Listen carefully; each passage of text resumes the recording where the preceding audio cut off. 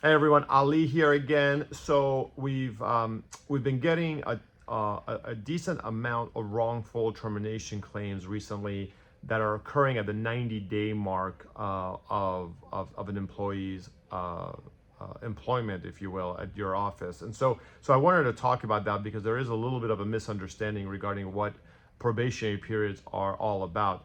So probationary periods, whether they're 60 or 90 days or 120 days, 90 days is the average typically, are just an evaluative tool that HR people created, decades ago.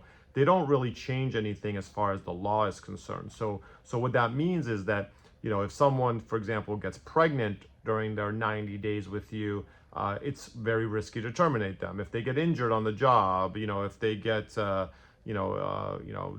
file a disability or workers' comp, anything of that nature, it doesn't change those rules just simply because they're in their 90-day. Now, my recommendation is that if you're going to have somebody in their 90-day probationary period, a new hire, you don't know how it's going to work out, that you follow these steps that I'm about to go through. And if you do these steps, then you're in much better shape if you do need to terminate somebody at the 90-day mark, even if some of these other things that I just mentioned occur. So the first thing is you do a review at the 30-day mark and you talk to him or her about what's working, what's not working, what you want them to improve on. That's a great thing to do at the 30-day mark. Then at the 60-day mark, so 30 days later, you sit down again with them and you do a quick review of how things have gone in the past 30 days. Did he or she improve on those things that you highlighted, or did they not? So I think going into that detail is important. And then you do a final one at the 90-day mark.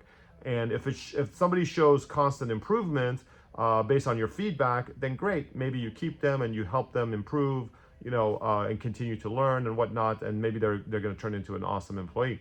If the employee does not improve, or they get worse, or they don't show interest in the job, it just might mean that they're a great person still, but not the right job, not the right office.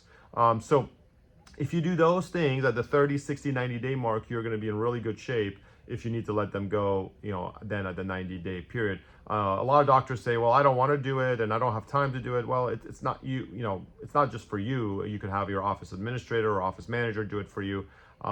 If you don't have any of those, then unfortunately it is going to have to be you. If you have any questions about this, let me know. If you're an HR for Health customer, remember all of this is already in the system, so make sure you use it. It's awesome and will protect you. Thanks.